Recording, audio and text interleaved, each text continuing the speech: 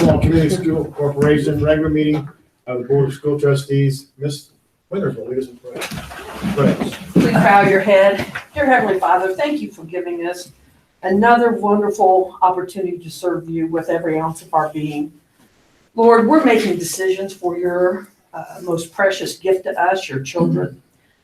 Please help us to open our hearts and understanding to how important it is that they see us as the kind of leaders you intended us to be.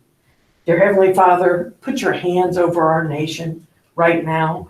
Help each one of us to understand that difference of opinions are healthy, but that we represent you in every decision and every word we do.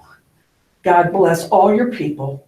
In heavenly name we pray. Amen. Amen.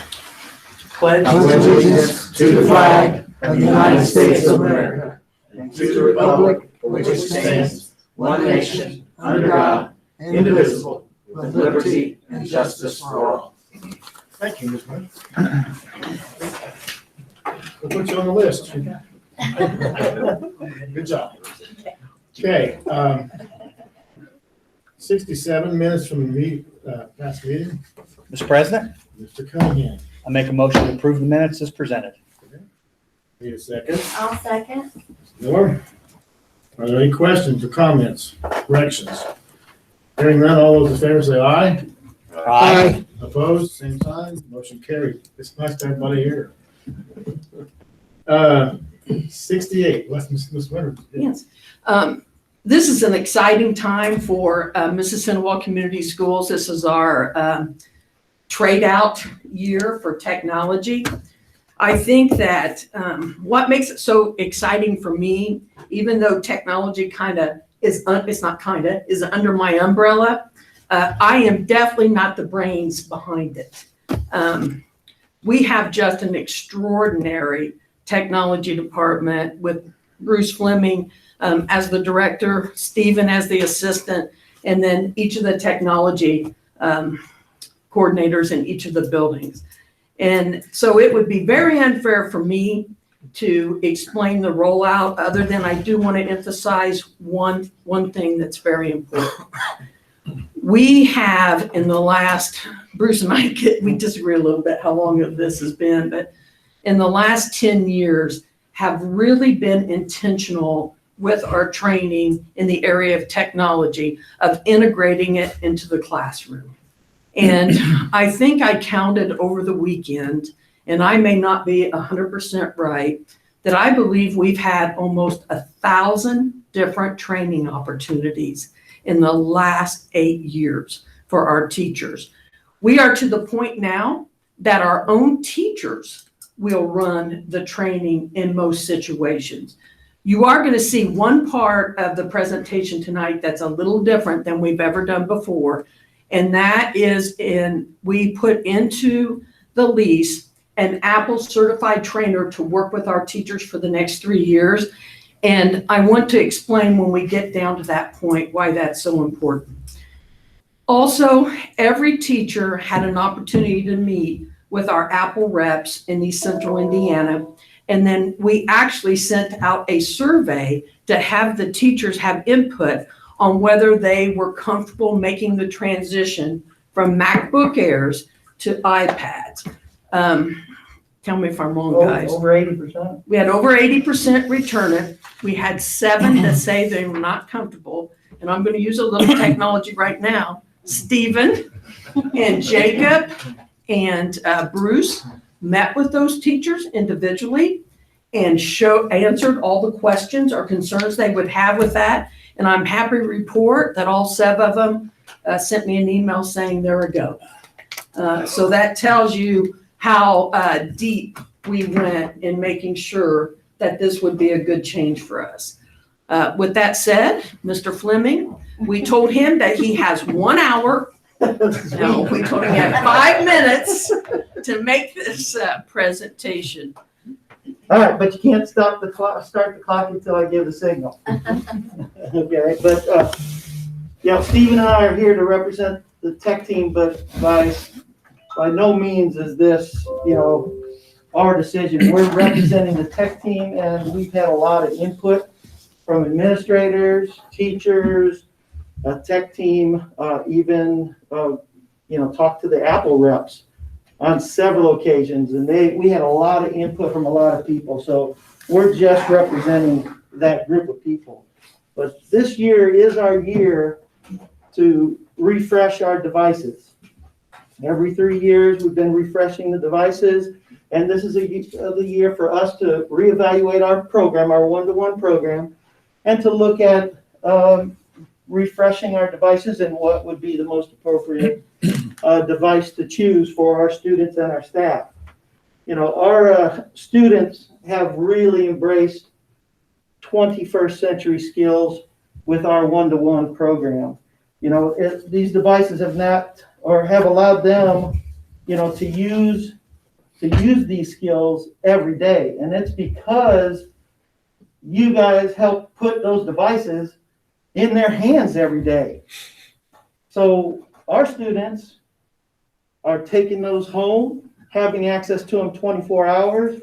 And with that, not only are they doing, having that technology integrated within the curriculum, but they're getting more and more comfortable and more skilled using the technology. So our kids are just booming, just successful, so successful at those 21st century skills.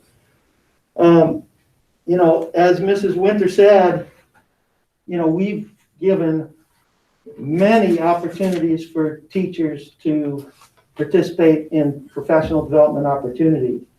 And with that, we not only got our teachers, more skilled, more comfortable in integrating the technology, bringing it into that educational arena every day, but it also allowed them to have more of a voice. They were more well-versed.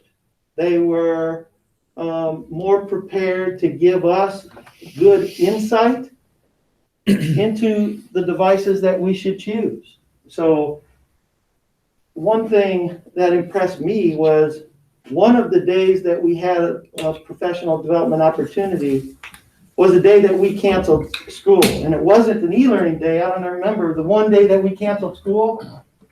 We had a training session before school, and we had 30 teachers still show up, even though they're at home and it's a non-school day, and they're still participating. They want to be involved, and they are actively, involved within all of our professional development. We introduced the possibility of changing these devices from using the laptops that we currently have, in our students' hands today, to using a newer, what we call, it's an 8th generation iPad. And this iPad is not what you think of as iPads go. Typically, you say iPad to somebody and they're thinking of a device that's, what they saw 6, 8, 10 years ago when iPads were first introduced. But these aren't like that. These will allow us to use the cloud-based solutions, which are so important because everything's moving to cloud-based solutions and applications. It will allow us to have the file management functionality, which we never saw before on a tablet or an iPad before. You always have to go to a laptop to get that. We have a keyboard accessible now. We also have the integration with our learning management system. Multitasking is big. You think of an iPad, typically you pull out an iPad or your phone and you have one application on the screen, and you usually don't have more than one application running at a time.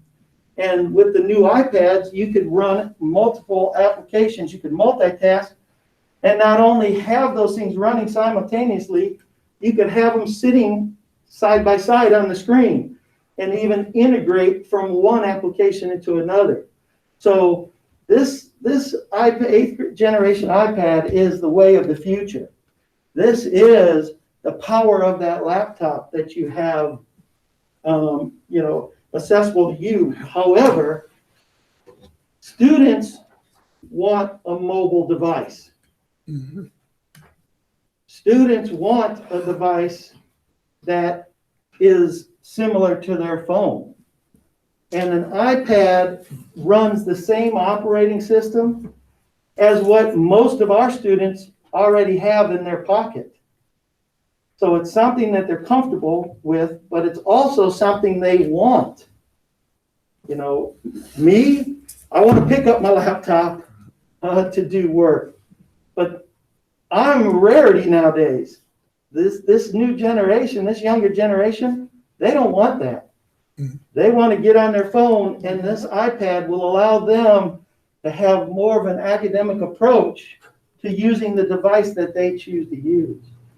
So at this time, we're going to show a little video clip of the new devices taken into different situations in classrooms. So, Stephen?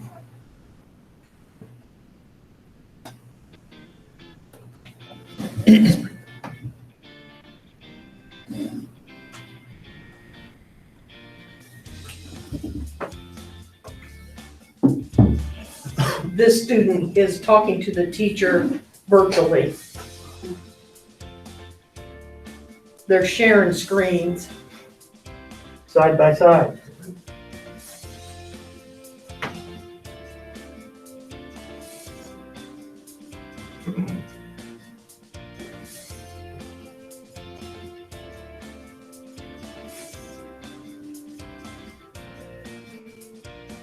She's explaining what she wants him to do, and he's actually doing it in real time using 3 different apps.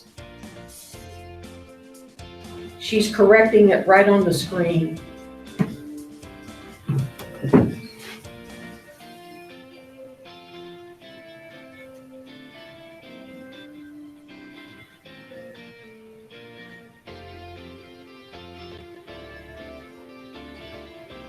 She's getting her assignment using a QR code, and now the assignment's on the left, and she's going to be working on the assignment on her iPad on the right.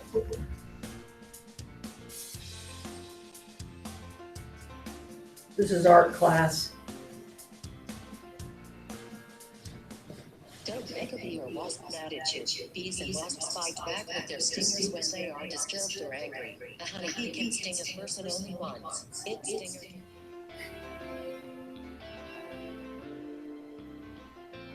She used the voiceover application so they would read it to her.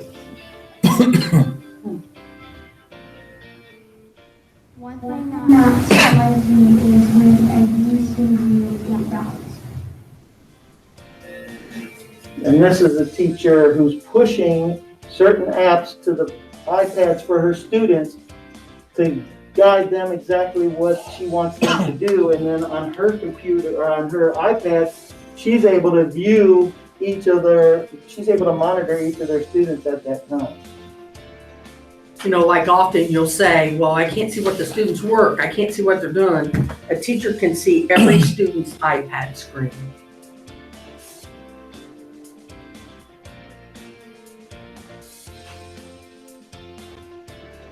And this is going to scan to the back of the room and notice the TV screen in the back has students at home that are joining in virtually into that classroom. And of course, we can still use it to help, to help teaching. Cursive comes later. Teaching, Jill was still concerned that that wasn't neat enough, and I said, well, they don't auto-correct. That's how you. That was an assignment at preschool. Yeah, do you want to throw it? Yeah, so what our proposal is to give every student pre-K through 12 this 8th generation iPad.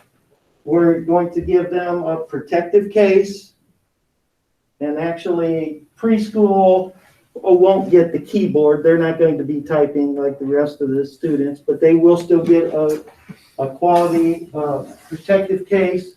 The pre-K through 5 students will get the crayon as well. That will be assigned to their classroom on a 1-to-1 ratio, so there will be one available for every single student. And then the staff, right now, all of our staff has both a laptop and an iPad, and we're going to go ahead and refresh those, so they still will get this, get an iPad, and they will also get a brand new laptop computer. So I think at this time, we can open for questions, or Jill can talk about financials. If you got, anybody have any questions, or let's go make a recommendation, I guess, is what you want. Yeah, so, can I just Sure. make a quick comment? On an annual basis, the lease amount is just several thousand less than what we've been paying. And when they first told me, we're substituting iPads for laptops, I don't know about that, but I think kind of what I saw from you guys is similar to my reaction.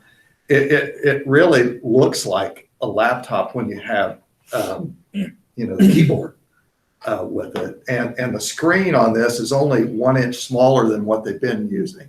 I think they've had, if I'm right, 11-inch screen with their laptop, the students, and now this one's 10-inch. So it's very comparable in size to what they've had, but now they can do, as Leslie was indicating, I don't want to repeat it, but they can just do so much more on this than what they can do on a traditional laptop in terms of apps and programming and digital programs and so on. So I just, and it's cheaper. So I really think you can't beat this deal. So. Well, and thanks for sending me the specs on that too. I had some of those same questions, but what, and talking to Bruce earlier really helped me was wanting to, I'm really concerned about, you put a device like this in the student's hands, but you have really no control a lot of times unless you're walking around the room or watching everyone at their computer about what they're doing. But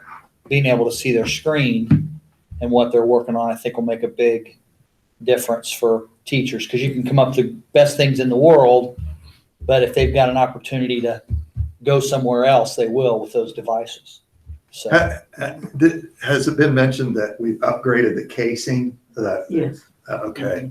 And that's an insurance issue. yeah, it was in the paperwork. Yeah. Before Jill starts talking about this, where you see the Apple professional training sessions, that is something that we have wanted for years. Apple actually sends an Apple certified instructor to your building, and that's over 3 years.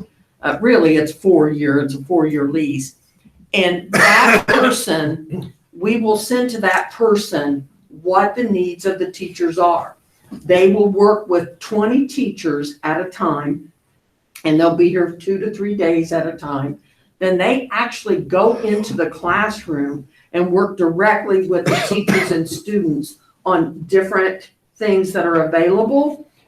We can't tape them, but we can tape the students as that person's giving instruction that we can use. We figured that we will probably enhance our training over 2,000 times with that. And Apple, how they invite administrators and tech directors, they invite what they consider progressive school systems to training. We've gone quite a few times, and we're able to take a teacher with us each time they go, and you're never allowed to go unless a central office administrator makes that commitment, because the training is so precise and so good that they want to know the school system is going to back and use it. And I feel it's really, in my opinion, going to take us even to the next level in opportunities for professional development for teachers. I believe in Indiana, there are only, Bruce and Stephen correct me, and Jill, I think there are only 6 school systems that have gotten to that level, and the progressiveness that they're doing within those school systems are just unbelievable. And then we actually put at your desk tonight, if you remember when we first started, this program we put in the day of the life of a Mississinewa student. This is 2 days in the life of a Mississinewa student. And it just kind of gives you the big vision on where we're going. My generation is not here. I mean, I stay 1 minute ahead of it, to be honest. But I think the thing that just impresses me about our team, and our team are our teachers, our administrators, our paraprofessionals, and our students. I was against getting the crayons because when I was principal and assistant principal, I spent hours on replacing kids' pencils, because they would lose them. So I just said, guys, we're not going to get the pencils. The kids are going to have to buy them and so forth. There were 22 people on the virtual call when I said that. Not one person said a word. So I knew right then I was outvoted. So I thought, okay, great leaders listens to their team. It took them about 15 minutes to convince me on why we needed the pencils. And now we're getting the pencils for every student. Now we have something in place for secondary if they lose them, but those pencils are going to enhance. We laugh about it, but it's true. The writing and the cursive writing of our students, and it even will allow our AP students to practice because they still have to handwrite AP exams. That's just one advantage of having the pencils. They're on the back of your iPads right now. So I can't say for sure that this is going to make us have 95% of our students pass all the tests that are thrown at them in the future. But I can tell you this: you're gonna see some demonstrations of preschool through middle school that have written their own books next year, and I think you'll be really excited to see that happen. Jill? I want to thank Mrs. Winter, Mrs. Townsend, Mr. Fleming, Mr. Jeffries, the teachers, the administrators that worked with them, putting this presentation together, putting this package together. I think they did an exemplary job with that, and I'm very proud of what they're offering to you tonight as a recommendation.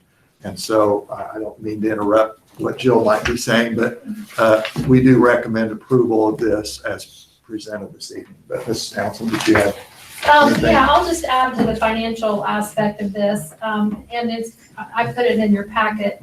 What we are proposing is to continue a lease with Apple. We've been in a lease with Apple and just made our last payment for the last set of devices that our students were given. And so the amount will go down to $508,765, and that would be payable over 4 years. The way the student's textbook is, or device is accounted for in textbook fees, is that device is now in lieu of a textbook. All of their textbooks are now put into that one device. So we can charge 25% of the device when we're calculating the fees. Last year, the fees did not include a case for the elementary because they weren't taking them home. It didn't include a pencil for the secondary classes. And also they're getting a nicer case this year. So, and then the other aspect is the corporation has always financially paid for part of the device. We've never charged the student the full price of that, or that 25%, because we've always tried to keep the device as low as we possibly can in the textbook fees. So tonight, that's why, number one, we're proposing this lease. And secondly, proposing a $10 increase on the school fees per grade level, pre-K through 12. It will include a case, a nice case, a new device. It will include the pencil on the secondary level. And then if the student qualifies for free and reduced, that will apply towards the textbook fees. So if they do qualify for free and reduced textbooks, there will be no charge to the student. What the student will be charged, irregardless, currently is a $20 fee. So every time they go to pick up their device, they're asked to give us $20. We're proposing that goes up to $30. That is the fee that we use to pay if we have to replace or repair devices. And we feel like it's the students putting skin in the game, basically. They're getting this brand new device, the case, the pencil, and we're asking them to pay the $20 or the $30, and now the $30. So our recommendation tonight then would be for the lease as well as the $10 increase in the textbook fees, and then the $30 device fee when they pick it up. So if there's any questions over that, I'll be happy to answer. Anybody got any questions? Jill, how many devices are we purchasing? We are purchasing, I forgot to ask you, I have sorry. that's okay, we've got $26.50 in for the students. Is that the total number that you're ordering? No, because now we're also adding or putting them in there for the staff, which is included in the lease. So there's another 475 Okay, for staff. I think I saw that. Yeah. Yep, okay. What does that come out to per, if you averaged it out? What are we actually paying for these per? Well, we're paying for pre-K and 1, pre-K through 12, the device is $394 plus $65 for the Just kids. wanted an average, just an idea. Yeah, so $458 at 25% would be for pre-K through 1, and then 2 through 12 would be $532 at 25%. We increased the memory for the older students. Good. Correct, and And for the that costs pre-K through 1, the corporation would pay $30 per device, and Yeah. for grades 6 through 12, we would be paying $19 per device. If that was in here, I read it Wednesday. Yeah, So it's, yeah. And one thing, and Stephen and Bruce, correct me if I'm talking incorrectly, but I think when we started this, there was a little bit of fear that at-risk students would not take care of the devices. We have very, very minimal damage. I mean, we do have some times where one is trying to be sold, but it usually isn't the student, it's a family member trying to do it. But these guys have received deputy status with the pawn shop, so they get called right away, and we put honing devices where we can pinpoint sometimes where they're at. But our students and staff have just done an extraordinary job. You can tell they value having this piece of equipment, and it truly is a equalizer for all students to have this. Even the use after school hours, most of our children have devices and have opportunities to do other appropriate things on technology. By us getting these for students, that gives kids an opportunity that can't afford Xboxes, can't afford, other things, to have opportunities. And believe it or not, we're seeing some benefits of that. We have had a few students that have been able, even at the middle school, we had a problem with the clocks, and we actually had a student figure it out using the technology, what the problem was. And that student was in seventh grade, and we went ahead and moved him into AP Computer Science and bust him up to the high school, and he's just has a new interest in school. Well, if anybody got any questions, I think you got your audience.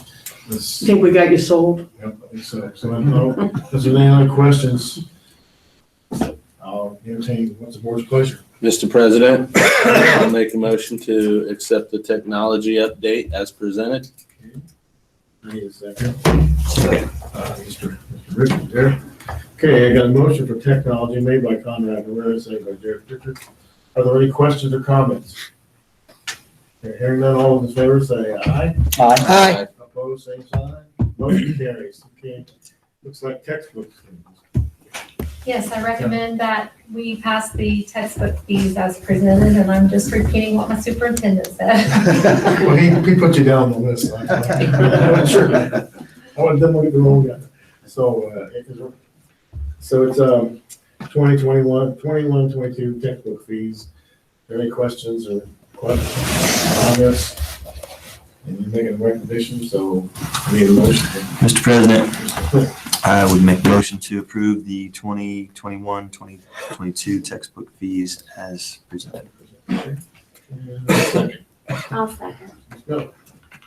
Okay, 21-22 textbook fee, motion made by Dave Smith, second by Susan Miller. Are there any questions or comments? Hearing none, all those in favor say aye. Aye. Opposed, same sign. Okay, motion carries. 70, approval of tractor purchase for Westview. Yes, Jill, I'll let that for you. you know that to you. Item 7. Tractor. Oh, You get a new tractor? yeah, Ted needs a new tractor.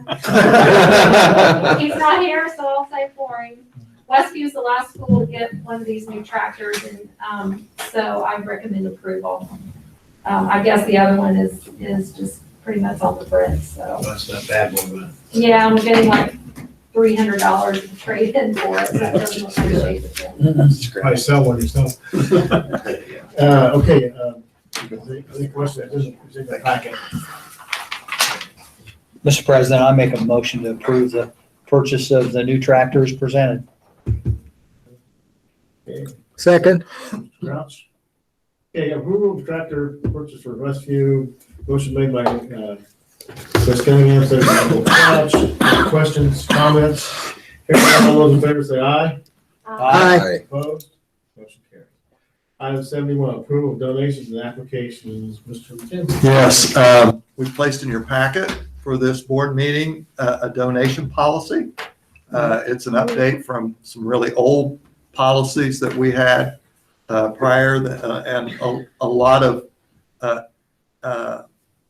changes have occurred since the original policy. And we think this policy gives us some direction to both prospective donors as well as to administrators. We will continue to have the PayPal system on our website, but not very many donors use the PayPal. I think Mrs. Townsend told me 4 to 6 people a year use PayPal. And the PayPal system gives us some of the vital information that's contained in this donation policy. So Jill monitors those donations that come through PayPal. But, you know, we feel like it's important that all donations come through the central office, and that when we say central office, that includes the board. A lot of times prospective donors approach building level administrators to make their donation, and we just felt like this gives both the donor, possible donor, and both the building level administrator some guidance and direction about how to handle prospective donations. So we would recommend approval as presented, and we'd be happy to answer any questions you might have. Any more questions? No one? I guess I just want to understand, I understand the form, I don't see anything wrong with it. I'm just thinking, so every person making a donation would be asked to fill this out, or the school personnel will fill this out on behalf of, like as they're accepting a donation? I would expect that whoever it gets approached would help them get this filled out. That's what we have internal guidelines that we've developed for our administrative team in that regard. But we just want to make sure that it gets to our level pretty quickly in the process. Okay. Okay, anybody else? Sorry. Okay, then what's the board's pleasure?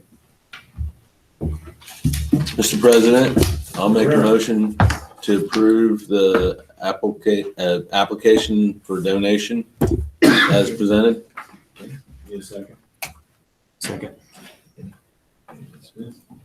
Okay, again, questions or comments? Yeah, are we, you said we're using PayPal. Has anybody looked into doing some of the newer stuff? Like, I don't know how much people use that, but PayPal's kind of. Venmo and those, Venmo. Apple Pay. Yeah, Apple Pay.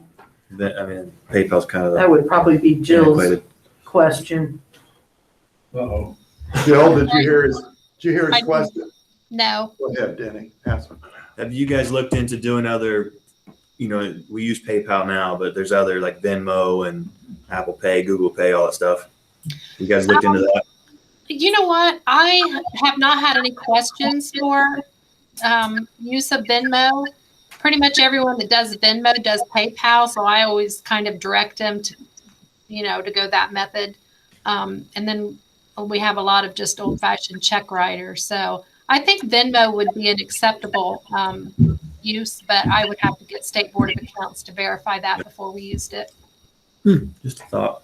I think as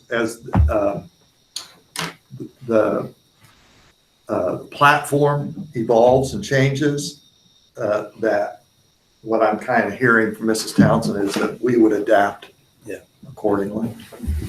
Can you have more than one? I mean, can you use two different at the same time? You have to get state approval, but. You have to get state approval for each one, Jill?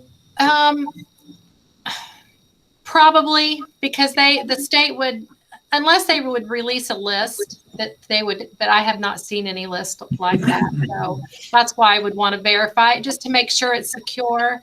And then we'd have to tie our account somehow into those different methods too. PayPal allows it to go right into our checking account. And I don't know if the other ones have that capability, and you might need a credit card. I'm not sure. So just more investigative work, I guess. We have found the DOE not to be as progressive in that area as the general population is. But she sounds like she's flexible enough to move. She is. Yeah. It's just the DOE. It was just a isn't. suggestion, yeah. Anybody else?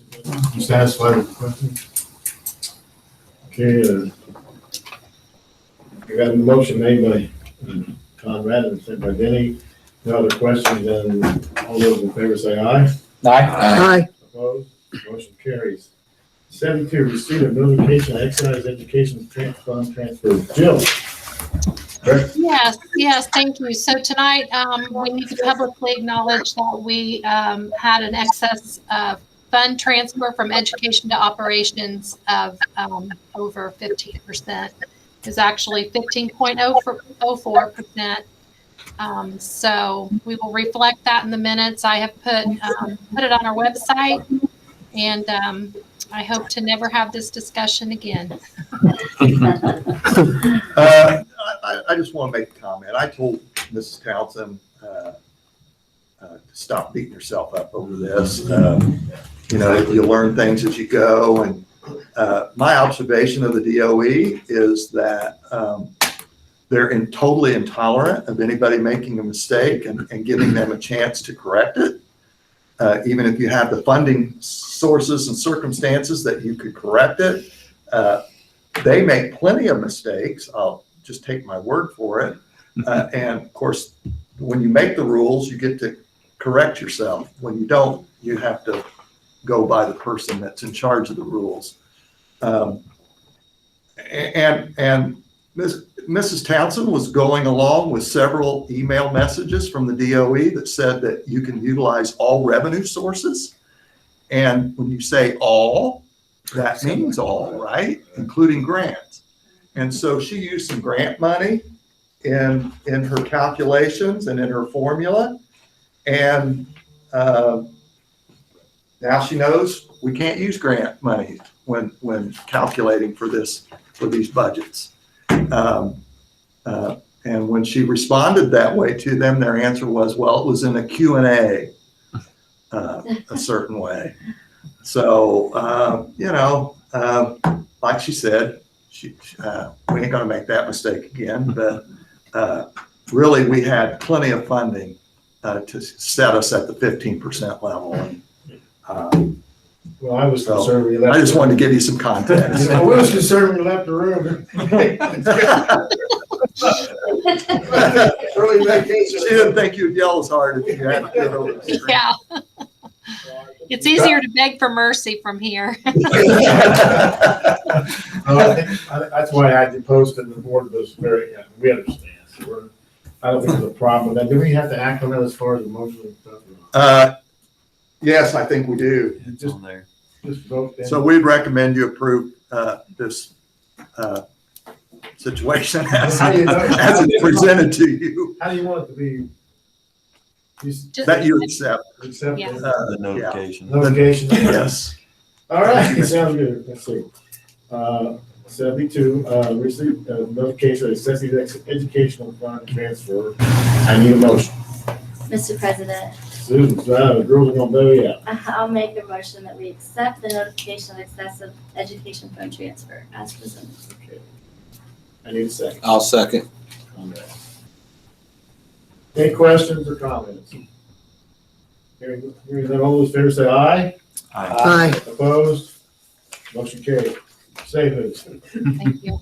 Okay, we'll go with item 73, resolution of educational savings account voucher expansion. And Chris is gonna read this for us, right? Yes, this has to do with Bill 1005, House Bill 1005, and Senate Bill 413. And we've asked Mr. Cunningham to read that resolution to us for the record. Resolution opposing education savings accounts and voucher expansion. Whereas the Indiana General Assembly during its 2021 legislative session is considering House Bill 1005, Senate Bill 413, and other bills that establish educational savings accounts, ESAs, and expanded vouchers. Whereas the board has determined that the Indiana General Assembly should not enact education savings accounts or expand vouchers, and should continue to promote and fully invest in Indiana's public schools. More specifically, to further the public good, public funds should be invested in improving the schools designed to serve all children and to aid in improving Indiana public school teacher salaries as recommended by the Governor's Teacher Compensation Commission in its report of December 14th, 2020. Indiana already has school choice in the form of open enrollment, charter schools enrollment, and virtual online schools, and the Choice Scholarship Program. Public schools are required to operate in an open, transparent way with all expenditures and decision-making. Non-public schools are not held to that same public standard. Legislators should reduce the overregulation of state and federal bureaucracy that hinders the ability of local schools to innovate and be responsive to parent and community needs. Whereas the cost of education savings accounts and school vouchers are covered exclusively by our state school tuition support fund, further providing fewer public dollars to fund our public schools and increase teacher salaries. Whereas the board believes that the public schools provide a strong educational environment for Indiana's children, an education savings account, if enacted and expanded school vouchers, would put this environment at risk by directing resources away from those schools to non-public schools and our home schools that are not subject to the same rigorous scrutiny for their use of taxpayer resources. Now, therefore, be it resolved, the school board of the Mississinewa Community School Corporation opposes the passage and signing of House Bill 1005, Senate Bill 413, or any other bill expanding vouchers and or creating educational savings account. And then it goes on, it would be approved this day of 2021. And this resolution would be signed by our board president and our board secretary. Chris has followed this long, that's why I thought it was good. Yeah. Thank you, Mr. Cunningham, for reading that into the record. We talked at the last meeting that we thought it was more effective if individual board members would respond to legislators, and I agree with that in principle. But I've continued to get pressure from and you've gotten pressure from the Indiana School Board Association and me from the Superintendent Association. And I suppose if enough school corporations send these out, then at some point there'd be a threshold where I think legislators would sit up and take notice of that. And so can't hurt anything, and maybe it'll help something. So I had some board members contact me last week and say that they'd like to see us go ahead and do this. And so because of that, we went ahead and made this recommendation, and we'd recommend that you approve of this resolution. I had a meeting with the presidents, there was like 6 of them all together, and this was a topic they brought up, the school board presidents in our district, and they were concerned, and Carmel was one of them, Lafayette, Jeff, and there were bigger schools, and there was South Newton, there were 800 students in the whole thing, so quite a mix, but they all see it as the same problem, so I think it's a great thing, so I will, what's the board's pleasure? Mr. President, Mr. Crouch. I make a motion that enthusiastically make a motion that we approve this resolution opposing educational savings account and voucher expansion and send it to the powers that be. Smith. Got a motion on the floor by Mike Kraus, seconded by Denny Smith. Any questions or comments anymore? Hearing none, all those in favor say aye. Aye. Opposed? Motion carries. Item 74, conferences, Mr. McKenzie. Yes, we haven't had very many conferences because of COVID, but we do have a conference for you this evening to consider.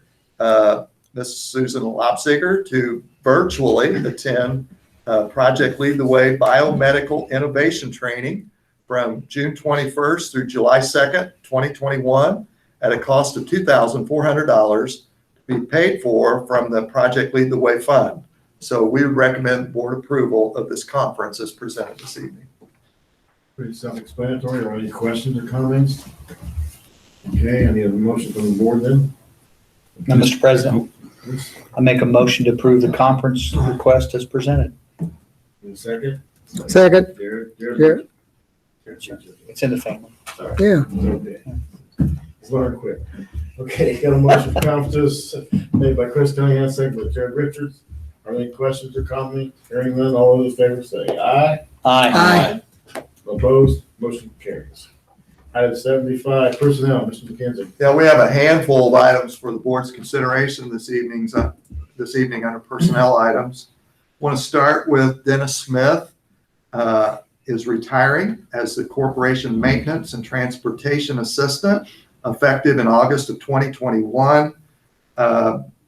Dennis Smith has been a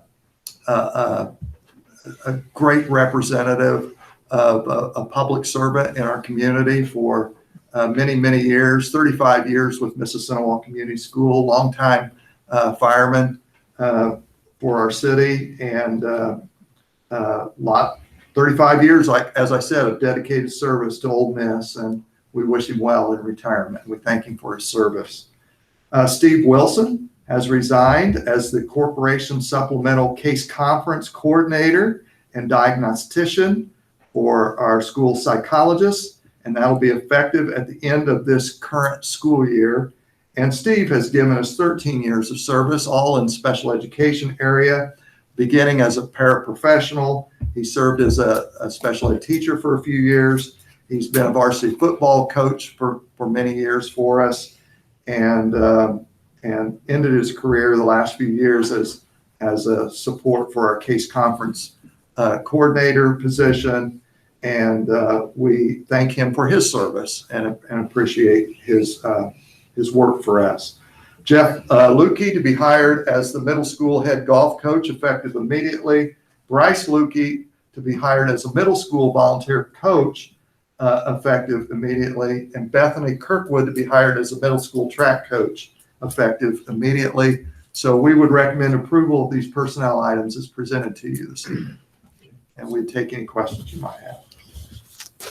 Any questions? You can ask questions or no? Motion. Make a motion to accept personnel as presented. See a second? I'll second. Any questions or comments or? Okay. I ran into Mr. Wilson the first time, and he said, I'm getting out really this time. So Pam got a lot to look forward to. Half as much money, twice as much. Right? Less money, more husband. You get about 3 spade hands worth of, great guy. Yeah, he's had a great educational career. He started as a teacher in Oak Hill. I think most of his time was as a first grade teacher. And then he moved on to Madison Grant as an elementary principal and then ended his career with us. So we thank him for his professional service as an educator and wish him well. Okay, there's no questions or any more comments, then we got a motion for personnel, and all in favor say aye. Aye. Opposed, same sign, motion carries. 76 facility report. Well, the only thing we really had was the Westview tractor, and we got that taken care of already. I don't have anything else. I will tell you this, that in one of the 2 April meetings, we will bring to you an update on prices for the summer maintenance projects. Some update. We've got some set prices for some of those projects. Most of them were estimates, and so we'll give you a recap of that in April and keep you up to date each month, each meeting after that on the pricing and the progress on those projects moving forward. So that's all I have this evening. Anybody from the board? If not, we'll move on to the legislative update. Mr. Cunningham. Thank you, Mr. President. So in your Google Drive again is the listing of the most updated bills that are that have not died either because they didn't move. And these will be the bills that we'll live with to see whether they pass on their own or they get added as amendments in other bills. So the ISBA and Terry really do a good job of watching out for those. Send us emails and, letting us know, hey, contact your legislator. And I will say that I did get responses from, and they were very supportive of the ones that I've sent them emails on. So I've been happy with those. And they realize they represent Grant County. So that's been good for me to hear. There are a couple bills that I don't know whether they will affect us or not, but to maybe our brother and sister school corporations, it could affect those. So I'll just cover maybe just 2 of those because there's a whole list. But one is House Bill 1266. Basically, this is setting up a study commission to look at if there is a way for corporations to share transportation costs.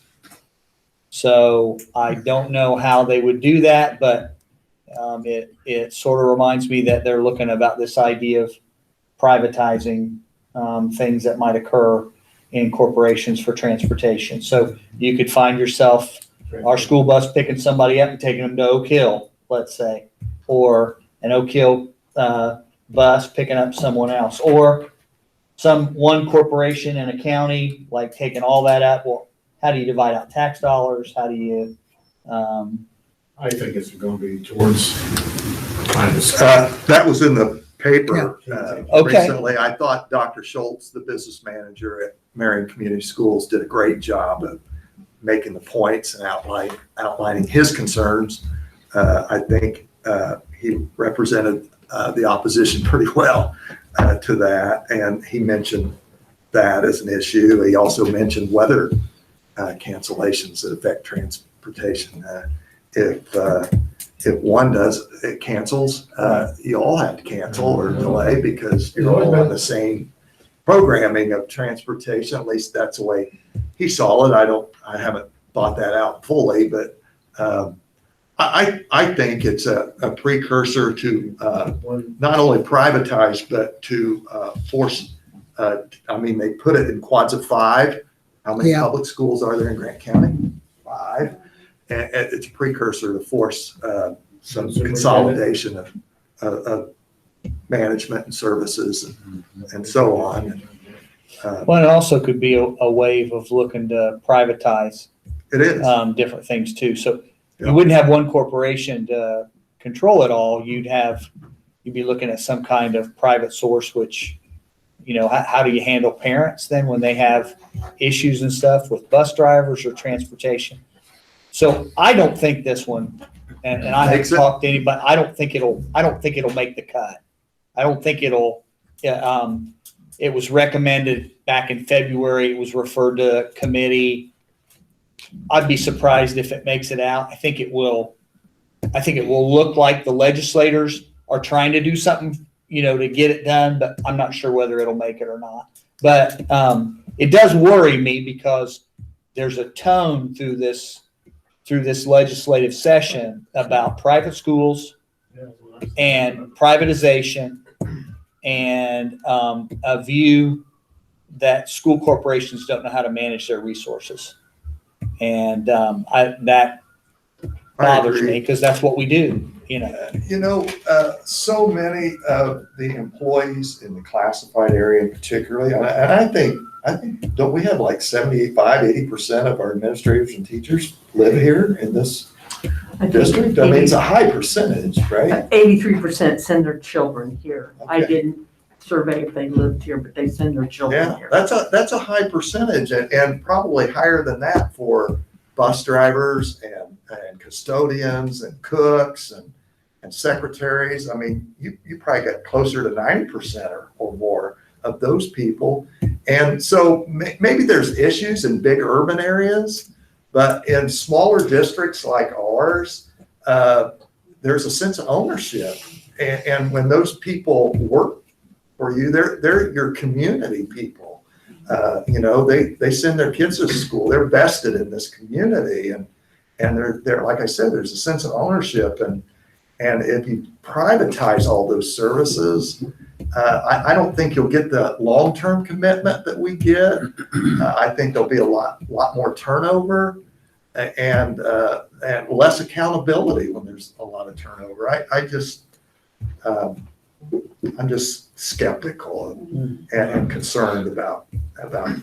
When I first got on the board, I had a classmate come to me and they had a facility take over the janitorial part of there, and she goes, "You don't ever do that because they control where you get the stuff from, when you get it, how often you get it. If they don't have it, you can't run it right down." And she's that's one thing. Well, the other thing is it's not all about saving a dollar. Yes. That's the thing that gets me is that, you can save money, You hit on that. You got your people feeding their grandkids and their children and stuff.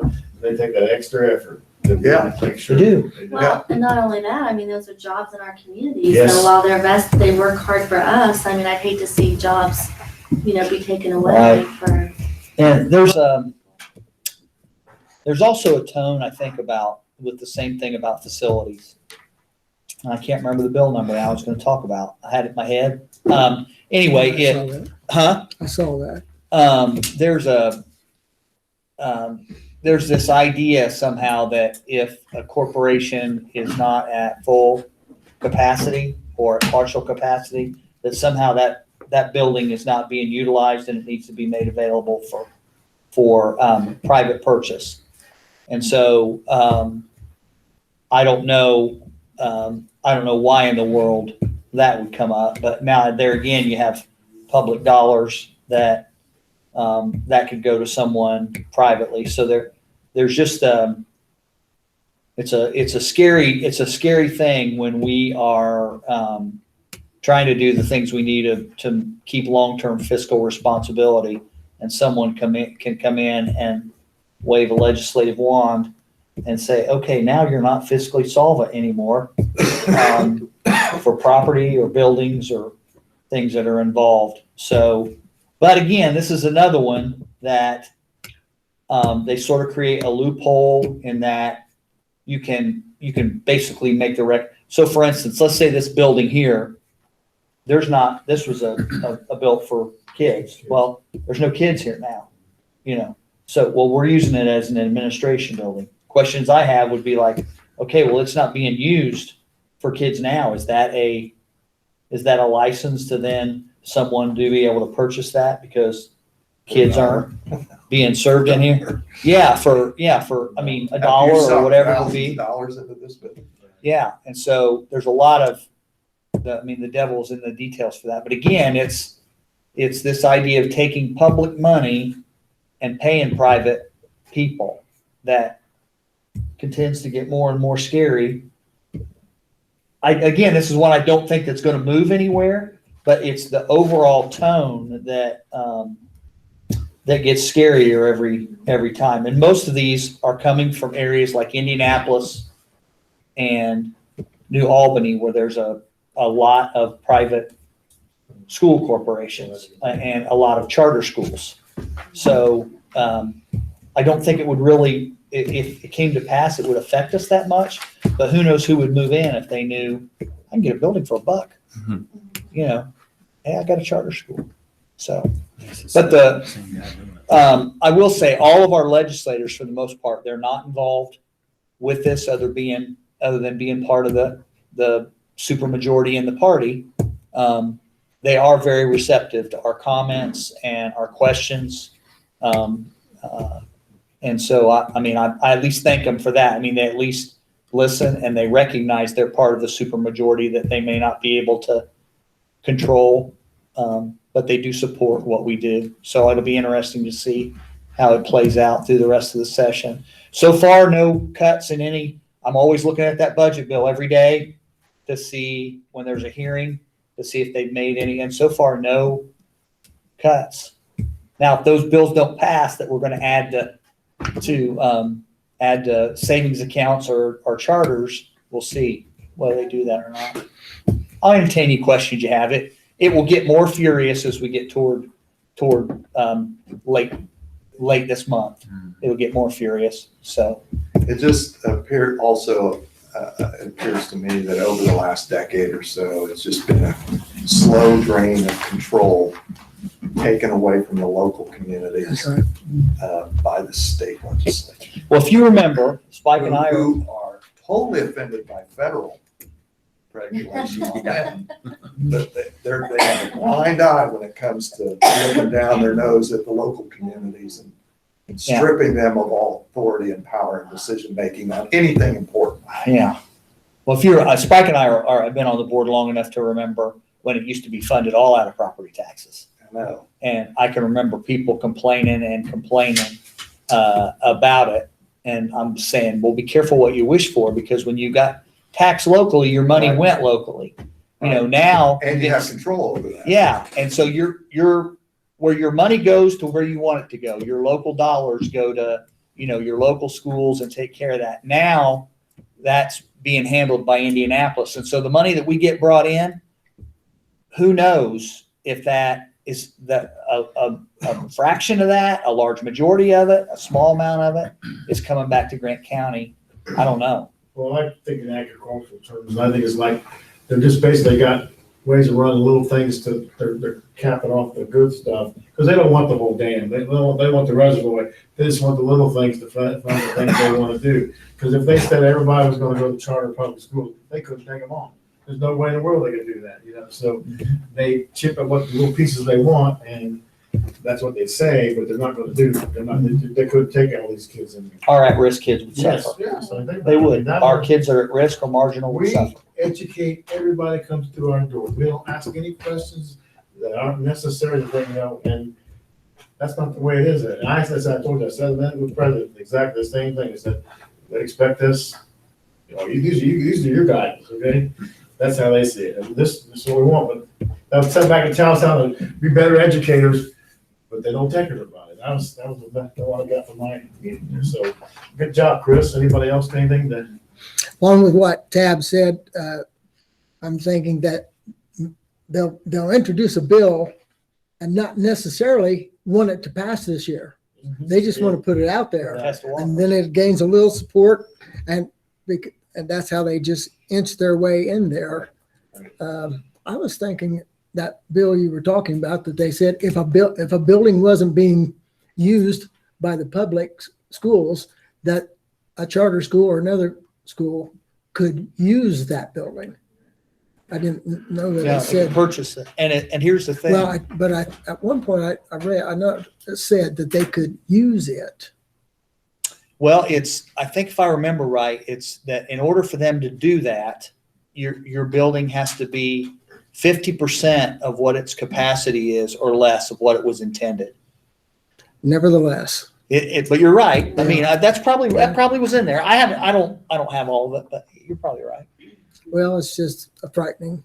It is. Whatever it is, whether it's purchased or whether it's used, it's a scary prospect that public funds would go to private entities. So anyway, you've rambled enough. Let's go ahead and move on to claims.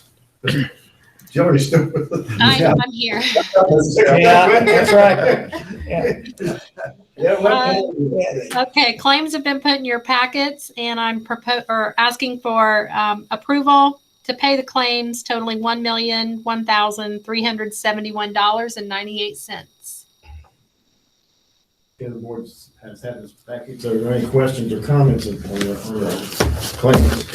If not, I entertain a motion from the board. Mr. President, Ms. Miller, I'll make a motion to approve the claims as presented. need a second? Second. Sorry, Denny. Okay. Sorry.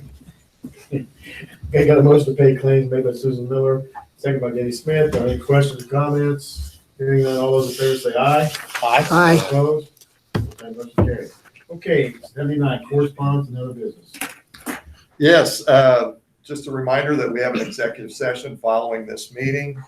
I also wanted to acknowledge and congratulate our boys varsity basketball team for their sectional victory a week ago. First sectional championship by our boys program in 67 years, so it's long overdue, and it was exciting. And I also emailed you today and placed at your table tonight an email message that I got from one of the referees of the regional ball game involving Mississinewa Community Schools. And I thought it was just exemplary of that referee to take the time and to write out such a message. It also reminded me, and I think hopefully you, that victories aren't everything, and that we've got a coach that's a great role model for kids. His demeanor and disposition and attitude is all class when you watch him coach. I've never seen him really yell at referees. I don't know that I could do that. There was a time I know I couldn't have done that, but he's just a great role model for our young people. And he did a great job with this team and putting this team together over the years. And I'm just happy for him, happy for his other coaches, happy for his players and the whole program. But this, after getting whipped Saturday at the regional in such a way, it was uplifting to me and picked me up and reminded me of the things that are important. And so I really appreciate Dan Morgan, the referee, and for him doing what he did. And I shared that with Mr. Reed and wanted to share it with you guys. And I think it was a nice tribute to our coach and our team. And you want some wins, but we realize you can't win them all. You can't win everything. And winning's a part of it in terms of success, but how you win is the other part of success. And I think Mr. Reed brings us both of those things. So the next board meeting will be held April 5th, and we will have an executive session following that meeting as well. So that's all I have this evening.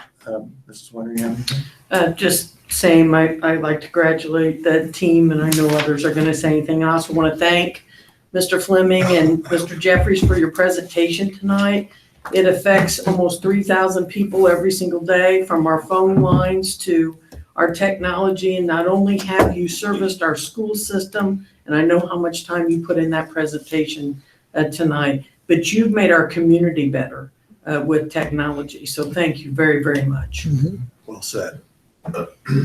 Anybody else on the board? I just want to echo that. I mean, I think it's easy to take for granted what we have, but I've talked to some other parents of kids at other schools, and they have to pay a lot more. I mean, it's different. Not just pay a lot more, they don't keep current with the technology. They don't have what we have. Yeah, so I feel like it's easy to take it for granted when your kids just get it, year after year, but when you ask around and you find out, this is what they're having to do, it really does make you thankful, I think, so. Well, you, the school board, have committed to this as well. If it wasn't for your votes to support this kind of spending and infrastructure and technology, that the kids and the staff and the community wouldn't have what they have. So we don't want to leave you out, and we really appreciate your support and for technology and its importance to our students and to our staff and community. Well, in an era of COVID-19, I could not imagine what goes on or what happens with corporations that weren't set up like we were with the good staff and the good technology. I mean, you read about those stories in the paper about ones who, well, we can't do that. We're sending home worksheets, or we're sending home and we were set up and blessed with that. So thank you guys for your vision on that, for seeing that ahead of time. All of you, saying, hey, we gotta stay up on that, because I don't know what our kids would have done if we wouldn't have had the technology that we have in place and the good staff to do it. So thanks for that. Yeah, and just like Mrs. Winter said, it's the equalizer. It's not the only bullet in the arsenal, but it's an important one to help kids all have the same equal opportunity of success. So it is the future. It's always the future. It's here to stay. Well, I have grandkids from several different school systems, and they're all pretty impressed with what we have. I was grabbing your iPad and playing with it. Yeah.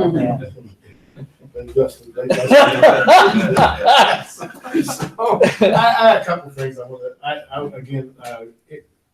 The atmosphere at the regional was people awesome. there. Was it not? You couldn't help awesome. but feel there was, and one of the kids I went to school with, the freshman, David Bogier, coming in. I didn't get to see, but there were so many people to get around to see. But we sat up there. There was two. I don't know them all, but one lady was McGuire, and she come. And they might as well have been girl cheerleaders. They was having more fun than they were. I don't know how old they was, but they're older than I am anyway. And they had a great time. So I wish the game could have been better in the long term, but it was so much fun to be there. And then see, David traveled 3 hours to be there. And there was other people doing the same thing. So it was quite a thing. And then I got this thing I wanted to kind of, Laura Talbot, she will go into the silver anniversary dinner in the Hall of Fame this October. It looks like it's 10/30/21. But it was supposed to be COVID because of COVID. Okay, so she is. She is a professor at Brigham. Let's see if I can find it here. That's why I had this all figured out. I am a full professor, highest academic rank at the University of Alabama, Birmingham. My PhD is in public health, promotional education, behavior, and oversee master's degrees and undergraduate degrees in community and human services. So she's one of ours, okay? And she says there were a lot of great people from our school system. We need to mention that little class, what she said there. She's I'm willing to help if I can't do anything at all. So she's one of our 1,000-point things, and I think Mr. Quad is working on that. So He is. And I know Bruce has got some kids out there doing some nice things. They're not the only ones. So we need to recognize our athletes and our academic people. So we're hoping to get something like that done. So anytime you know somebody, tonight we had a nice discussion. No press. It helps the discussions. Yes, but I did. There were a lot of nice things said. Did we film this time or not? It is. Yeah, it's up there. Okay, all right. So I hope that we did. Sometimes it's a little bit long. I know we got this always one night. We have an executives board. So if there's not anything else to come along, anything you want to say? It looks like I got a motion. Item 80, adjournment. So moved. Wait, I couldn't catch it. That was quick. Chris was good.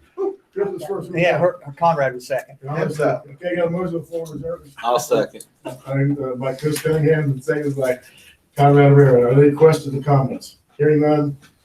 Go ahead. All in favor? Aye. Opposed? Motion carried. We're adjourned. There's nobody here.